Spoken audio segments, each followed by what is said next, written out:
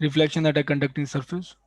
तो electromagnetic waves conducting medium में देखने के बाद और उसकी कुछ प्रॉपर्टी डिस्कस करने के बाद अब हम देखते हैं कि बाउंड्री पे क्या होगा बाउंड्री कंडीशन को यूज़ करते हुए। तो इस केस में हमारे पास फ्री चार्ज भी है और करंट्स भी हैं बाउंड्री पे। तो हमारे पास जो बाउंड्री कंडीशन होगी वो ज़्यादा जनरल है कि हमारे पास जो परपेंडिकुलर कंपोनेंट है इलेक्ट्रिक फील्ड का वहाँ उसका रिलेशन सिग्मा एफ के साथ है सरफेस चार्ज डेंसिटी के साथ। और इसी तरह हमारे पास मैग्नेटिक फील्ड का जो कंपोनेंट है पैरेलल कंपोनेंट उसका रिलेशन है हमारे पास ये पैरेलल कंपोनेंट और ये भी पैरेलल कंपोनेंट उसका रिलेशन सरफेस करंट के साथ है। एन इस केस में पोलराइजेशन वेक्टर नहीं है बल्कि ये सरफेस के परपेंडिकुलर वेक्टर है। ठीक है सरफेस के परपेंडिकुलर वेक्टर है बाउंड्री कंडीशन में जो हम यूज करते हैं। बाउंड्री कंडीशन इसमें लिखना ज़्यादा कन्वीनियंट है।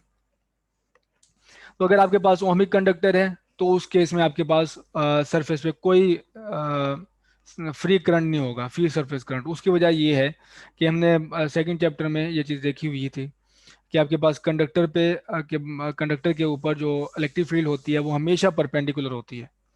तो इस केस में हमारे पास जो इलेक्ट्रिक फील्ड है वो परपेंडिकुलर उसका कंपोनेंट एग्जिस्ट नहीं होता नहीं करता क्योंकि आपके पास जो प्रोपगेशन की डायरेक्शन है वो परपेंडिकुलर है।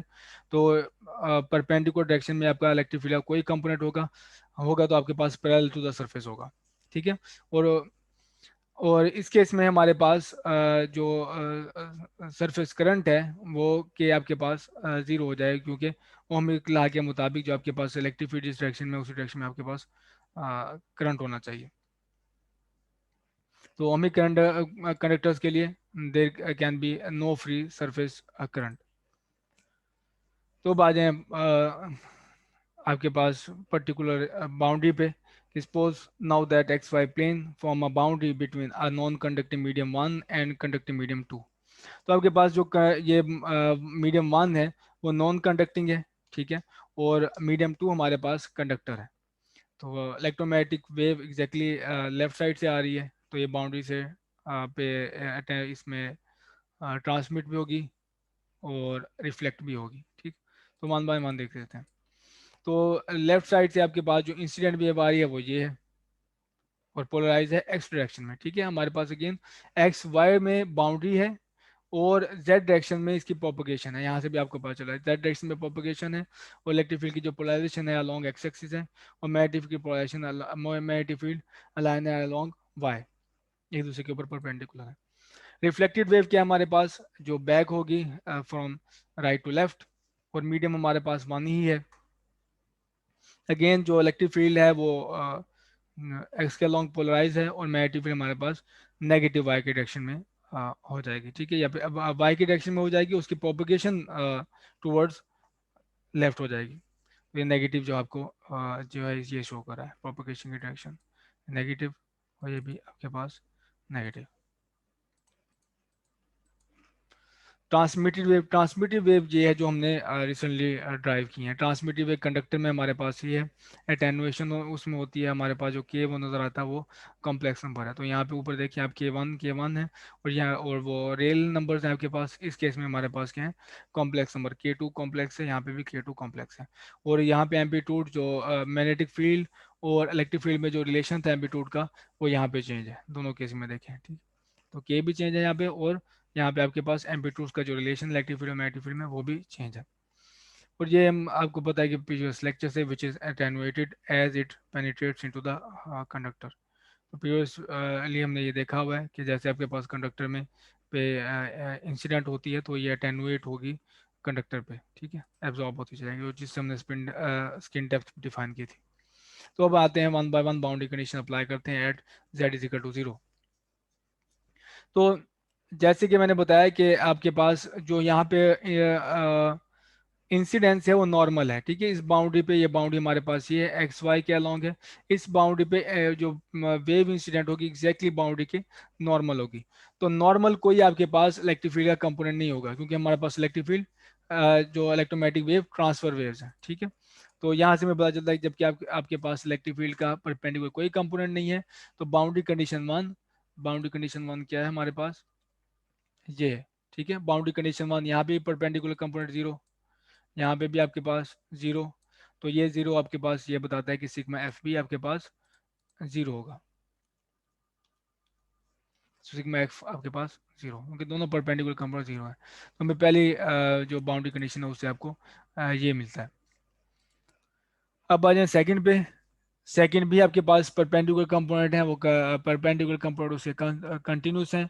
और जबकि हमारे पास इस केस में मैग्नेटिक फील्ड का भी कोई परपेंडिकुलर कंपोनेंट नहीं है, क्योंकि वो भी जो है ट्रांसफर वेव्स है, ठीक है, वो भी सेटिस्फाई हो गया आराम से। अब आ जाए थर्ड वेव इक्वेशन में, थर्ड बाउंड्री कंडीशन में।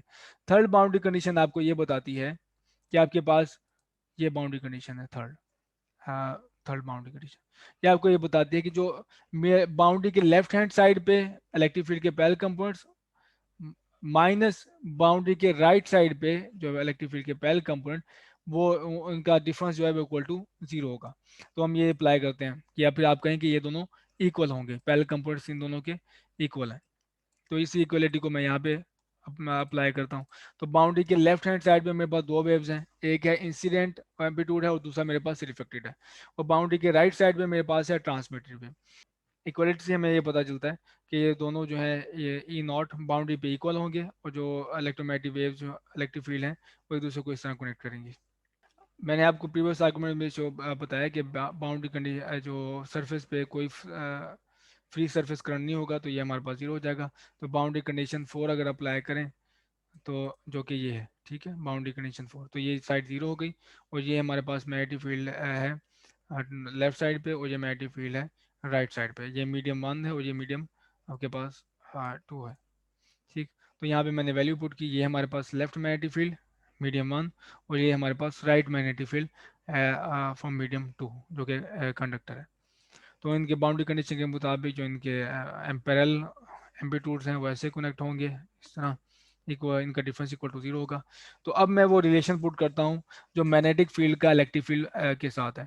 तो राइट मीडियम में हमारे पास, लेफ्ट मीडियम में हमारे पास जो कि नॉन कंडक्टिंग है, उस केस में हमारे पास जो एम्पलीट्यूड होता है बी का ई के साथ, बी इक्वल होता है हमारे पास ई डिवाइड बाय वी, ठीक है। मैं इलेक्ट मीडियम में जो स्पीड ऑफ लाइट है, तो यहाँ पे आप देखें इस जगह पे भी ये आ गया। इस जगह पे चूंकि रिफ्लेक्टेड वेव है तो इधर से आपके पास नेगेटिव आ जाएगा, ठीक। और इस केस में हमारे पास जो ट्रांसमिटेड वेव है वो है कंडक्टर में, सारी की सारी ट्रांसमिटेड वेव हमारे पास है कंडक्टर में। तो कंडक्टर में जो हमारे एम्पलीट्यूड्स हैं बी का इसके साथ, वो है k two tilde divide by omega, ठीक है, divide by omega electric field. तो कंडक्टर में हमारे पास ये आउट कर रहा है, इस वजह से आप ये मुख्तलिफ देख रहे हैं। तो अब अगर आप इसको थोड़ा सा और से फैक्टर ये एक फैक्टर इंट्रोड्यूस कर दें, वो है बीटा। तो ये आप इक्वेशन उस तरफ चली जाएगी, प्लस हो जाएगी, mu one V one divide हो रहा है वहाँ जाके मल्टीप्लाई हो जाएगा। तो बीटा की टर्म में आपके पास इक्वेशन ये बन जाएगी। तो इंसिडेंट है, रिफ्लेक्टेड है और ट्रांसमिटेड जो एम्पलीट्यूड है उनका रिलेशन ये है, जबकि बीटा हमारे पास इस केस में एक कॉम्प्लेक्स नंबर है, mu two omega k two tilde divide by mu one V one. तो इन दोनों इक्वेशन को यूज करते हुए एक इक्वेशन ये और एक इक्वेशन ये, जिस तरह हमने नॉर्मल इंसिडेंट के केस में इक्वेशन लिखी थी, बिल्कुल ये वही इक्वेशन अपेयर हो जाएंगी। तो वही अलजबरा जो वहाँ पे हो रहा है, तो यहाँ पे भी आराम से कर सकते हैं कि आपने दो एम्पलीट्यूड, इंसिडेंट रिफ्लेक्टेड एम्पलीट्यूड और transmitted amplitude, in terms of incident amplitude लिखना है, ठीक है। तो दो इक्वेशन यूज करके आप ये आसानी से कर सकते हैं। तो इस केस में आपको मजीद डिटेल कैलकुलेशन चाहिए तो वो नॉर्मल इंसिडेंस जो नॉन कंडक्टिंग मीडिया वाला केस है उसमें आप देख सकते हैं। तो उसमें भी अब जो हमने एडेंट रिजल्ट देखा था वो बिल्कुल ये सिमिलर था, बिल्कुल ये आइडेंटिकल था। लेकिन इस केस में हमारे पास जो बीटा है वो कम्प्लेक्स नंबर है, ठीक है। उसमें भी वन माइनस बीटा और वन प्लस बीटा था, और टू वन प्लस बीटा जो ट्रांसमिट इंसिडेंट का रिलेशन था आपस में। तो रिजल्ट आइडेंटिकल है, लेकिन बीटा इस केस में याद रहे कॉम्प्लेक्स नंबर है। तो एक अगर आप कंडीशन इसमें पुट करें परफेक्ट कंडक्टर की, परफेक्ट कंडक्टर के केस में हमारे पास सिग्मा हो जाता है इन्फिनिटी। तो सिग्मा इन्फिनिट होने से हमारे पास जो के टू है वेव नंबर, वो भी इन्फिनिट हो जाएगा, ठीक है। आप प्रीवियसली ये इनका दोनों का रिलेशन देख चुके हैं, ठीक है। के टू आपके पास होगा तो सिग्मा सिग्मा आपके पास इन्फिनिट है, तो के टू भी आपके पास इन्फिनिट हो जाएगा। तो के टू अगर इन्फिनिट है तो ये देखें यहाँ पे बीटा भी इन्फिनिट हो जाएगा, बीटा भी इन्फिनिट हो गया। तो आपके पास ये जो है ये जीरो हो जाएगा, ये जीरो, ठीक है, 2/इंफिनिट वो जीरो हो जाएगा। इस केस में आपके पास बीटा बीटा से कैंसिल आउट हो जाएंगे और आपके पास टोटल जो वेव आएगी वो रिफ्लेक्टेड होगी। तो परफेक्ट कंडक्टर के केस में ये इक्वेशन हमें बिल्कुल ये बता रही है कि टोटल रिफ्लेक्शन होगी, कोई अटेनुएशन नहीं होगी, ठीक है। तो जब तो इस वजह से जो आपके पास कंडक्टर होते हैं वो अच्छे रिफ्लेक्टर होते हैं, और मिरर भी आपके पास इस तरह अच्छा रिफ्लेक्टर है। तो आपको अगर आप चाहते हैं कि जैसे सिल्वर की अगर आपने लेयर लगानी है, और जो कि कंडक्टर है, सिल्वर की लेयर अगर आपने ग्लास पे लगाने तो आपको ज़्यादा जो है थिक नहीं लगानी पड़ती, आपको बारीक सी वो जो है वो सरफेस पे आप वो करोगे, फिल्म लगाओगे, तो उससे क्या होगा, आपके पास वो टोटल रिफ्लेक्शन होगी और आपका पूरा इमेज नजर आता है। उसमें ग्लास का कोई रोल नहीं होता, वो सिर्फ आपके पास जो चीज़ रिफ्लेक्ट करती है वो सिल्वर होता है। और सिल्वर की जो आपका कह लें कि 100 एक्सट्रॉन जो स्किन डेप्थ होती है, तो वो इतनी कम डेप्थ में एब्जॉर्ब होते हैं और बाकी सारी की सारी जो आपके पास वेव है वो रिफ्लेक्ट कर देती है। इस वजह से आपके पास कंडक्टर जो है अच्छे रिफ्लेक्टर होते हैं।